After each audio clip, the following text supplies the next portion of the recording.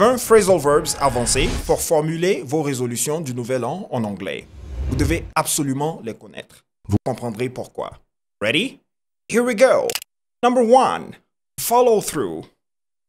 Cette expression signifie terminer ce que l'on a commencé ou tenir une promesse. On dira spécifiquement aller jusqu'au bout. Par exemple, this year I'll follow through with my plan to exercise regularly. Cette année, je vais aller jusqu'au bout de mon plan pour faire de l'exercice régulièrement. Number 2, to cut back. On dira cut back on something. Ce phrasal verb signifie réduire la quantité de quelque chose, en particulier quelque chose de néfaste ou d'inutile. On dira par exemple I'm planning to cut back on sugar this year.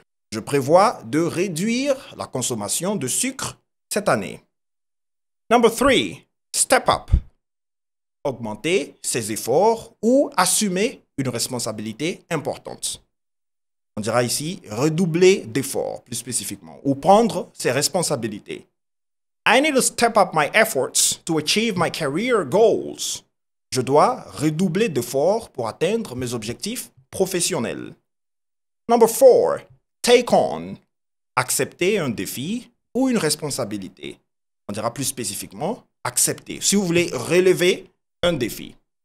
I've decided to take on a new hobby this year. Number 5, give up. Arrêter de faire quelque chose, souvent une mauvaise habitude. Donc on dira spécifiquement abandonner. Dans un autre contexte, laisser tomber. I've resolved to give up smoking once for all. J'ai décidé d'arrêter de fumer une bonne fois pour toutes. Next, workout. Faire de l'exercice physique. Donc, s'entraîner, si vous voulez, en d'autres termes. Par exemple, I've promised myself to work out 3 times a week. Je me suis promis de faire de l'exercice ou de m'entraîner 3 fois par semaine. Un autre terme pour dire 3 times, c'est thrice. Donc, vous dites once, twice, and thrice, or 3 times. On poursuit. Keep up. On dira généralement keep up with something. Et dans ce contexte, cela signifie maintenir ses progrès ou rester au même niveau que quelqu'un ou que quelque chose. Suivre le rythme ou maintenir le rythme. I want to keep up with my reading goals this year. Je veux suivre mes objectifs de lecture cette année. Number 8, cut out. Arrêter complètement de faire ou de consommer quelque chose. On dira par exemple supprimer complètement en contexte. My goal is to cut out fast food from my diet. Mon objectif est de supprimer complètement la restauration rapide, fast food, c'est un anglicisme, de mon alimentation. Number 9, take up. Commencer une activité ou une habitude. On dira contextuellement se mettre à quelque chose, donc à une activité. I've decided to take up yoga to improve my flexibility. J'ai décidé de me mettre au yoga pour améliorer ma flexibilité. Number 10, stick to. To stick to something.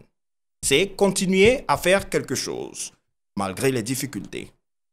Donc on dira contextuellement s'en tenir à ou rester fidèle à quelque chose. I'll stick to my budget this year, no matter what. Je vous laisse traduire cette phrase en commentaire. Ça sera votre petit exercice. 11. Bring about.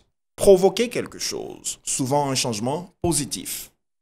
On dira contextuellement apporter ou provoquer tout court. Lorsque je dis par exemple, I'm determined to bring about positive changes in my daily routine.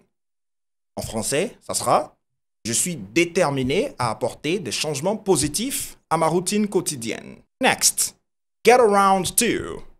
Trouver le temps de faire quelque chose après l'avoir reporté. I'll finally get around to organizing my closet this year. Je vais enfin trouver le temps d'organiser mon placard cette année.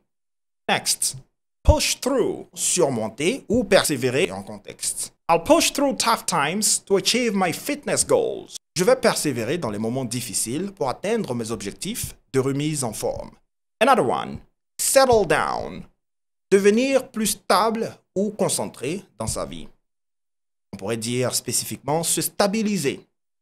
Lorsque je dis My resolution is to settle down and focus on long-term goals, Cela signifie, ma résolution est de me stabiliser et de me concentrer sur des objectifs à long terme. Breakdown. Analyser quelque chose en détail ou le diviser en petites parties. On pourrait dire décomposer ou tout simplement analyser. I'll break down my goals into manageable steps this year. Je vais décomposer mes objectifs en étapes réalisables cette année. Another one, gear up. On dira généralement to gear up for something.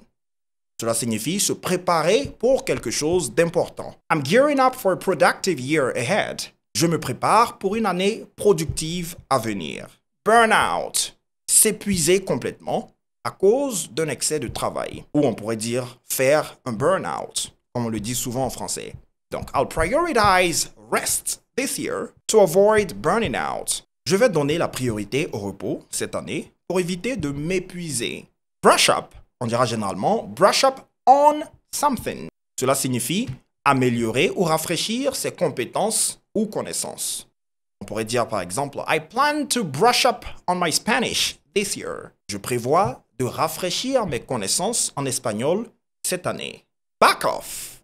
Cesser de s'impliquer excessivement ou d'être trop exigeant. On pourrait dire par exemple I'll back off from unnecessary commitments to focus on myself this year. Je vais prendre du recul par rapport aux engagements inutiles pour me concentrer sur moi-même cette année. And the last one here, carry on, qui signifie continuer à faire quelque chose. No matter what, I'll carry on with my fitness routine. Quoi qu'il arrive, je vais continuer ma routine de remise en forme. Et voilà. Vous avez maintenant une bonne vingtaine d'expressions que vous pouvez utiliser dans le contexte des résolutions du Nouvel An. Je vous laisse faire en commentaire des phrases dans lesquelles vous allez utiliser ces termes pour parler de vos résolutions personnelles. Vous pouvez faire par exemple un minimum de 5 phrases